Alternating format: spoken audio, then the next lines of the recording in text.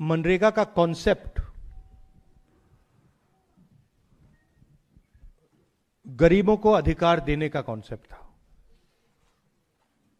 सोच ये थी कि हिंदुस्तान में जिसको भी काम की जरूरत हो वो डिमांड करके रिस्पेक्ट से उसे काम मिले, ये मनरेगा का कॉन्सेप्ट था। इसमें दूसरी बात थी कि ये थर्ड टियर ऑफ गवर्नमेंट जो हमारा है, पंचायती राज का जो सिस्टम है, उसके माध्यम से ये योजना चलाई जाए।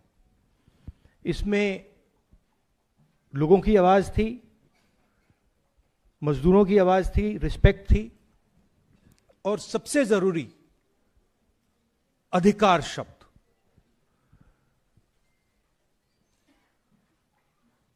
हर गरीब व्यक्ति को इस योजना ने रोजगार का अधिकार दिया। अब उस कॉन्सेप्ट को नरेंद्र मोदी जी और बीजेपी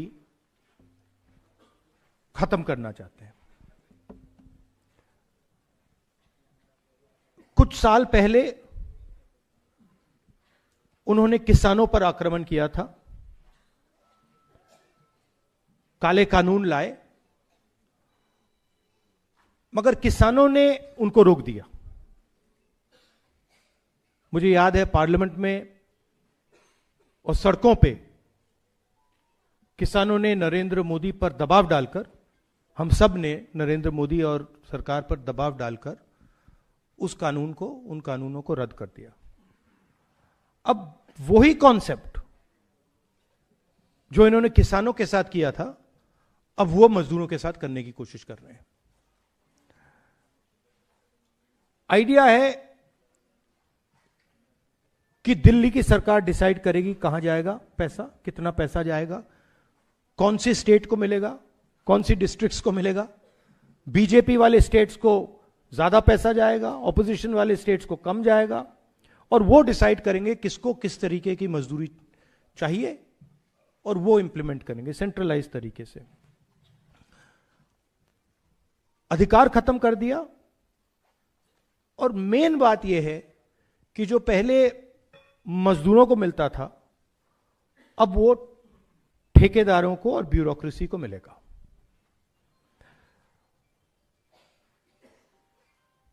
सारी की सारी योजनाएं जो बीजेपी की हैं, इनका लक्ष्य इसी लाइन पे होता है। उनकी विचारधारा है कि हिंदुस्तान का धन, हिंदुस्तान के एसेट्स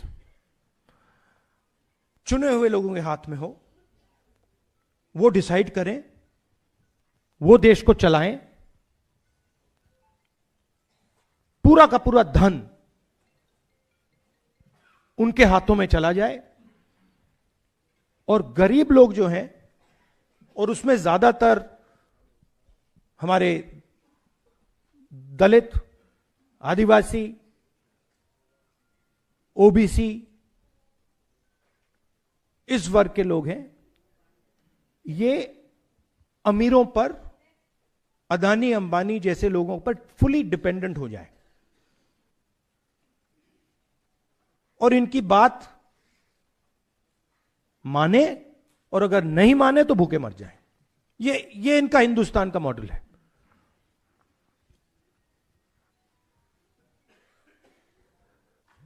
मैंने पिछले चुनाव में कहा कि ये संविधान पर आक्रमण कर रहे हैं। किसान बिल संविधान पर आक्रमण था, नोटबंदी, गलत जीएसटी, और अब ये, इसका नए लॉ का नाम क्या है, मैं नाम ही नहीं जानता इसका, क्या है, ग्राम जी क्या है, ग्राम जी पता नहीं क्या। हाँ, तो आइडिया यही है कि हमारा जो संविधान है उसे खत्म करो।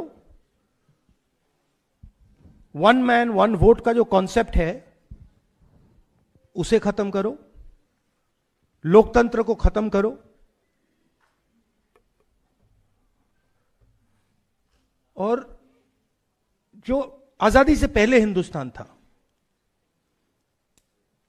जहां पे एक व्यक्ति, राजा महाराजा, एक व्यक्ति पूरा डिसाइड करता था, सारे के सारे एसेट्स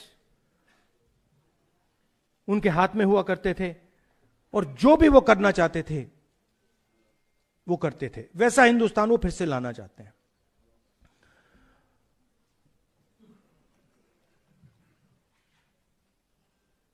और इनकी इंटेंशन रुकने की नहीं है,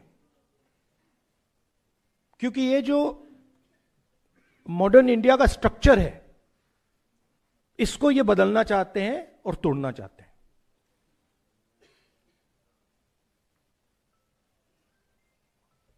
एक ही तरीका है इनको रोकने का, और मजदूरों को किसानों ने रास्ता दिखाया है। अगर हम सब एक साथ मिलकर खड़े हो जाएंगे, मैं आपको बता रहा हूं ये डरपोक लोग हैं, मैं अब इनको बहुत अच्छी तरह जानता हूं,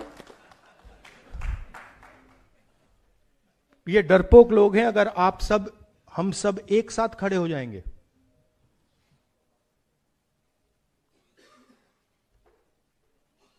आप मनरेगा नाम देना चाहोगे या कोई और नाम देना चाहोगे? आप डिसाइड करोगे उस योजना का नाम क्या होगा, कैसे बनेगी, कहां चलेगी, कब तक चलेगी, कितने घंटे चलेगी। मगर ये मैंने कहा, मगर एक दूसरी बात ही कह देता हूं, अगर एक कमी है तो यूनिटी की कमी है।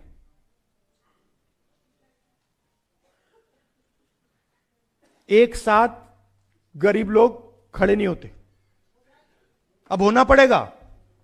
और यह एक बहुत बड़ा मौका है। मनरेगा का जो आंदोलन है, यह बहुत बड़ा मौका है कि हिंदुस्तान के सारे गरीब लोग जो आइडिया ऑफ इंडिया के कॉन्सेप्ट में बिलीव करते हैं, कॉन्स्टिट्यूशन में बिलीव करते हैं, लोकतंत्र में बिलीव करते हैं, कि हम अगर एक साथ खड़े हो जाएंगे, मोदी जी पीछे हट जाएंगे और फिर से मनरेगा चालू हो जाएगा। आप सब, आप दूर दूर से आए, दिल से आपका धन्यवाद करना चाहता हूं। और जो संदीप ने कहा, जहां भी कांग्रेस पार्टी देश के मजदूरों के साथ खड़ी हो सकती है, वहां आपको कांग्रेस पार्टी खड़ी हुई मिलेगी। धन्यवाद।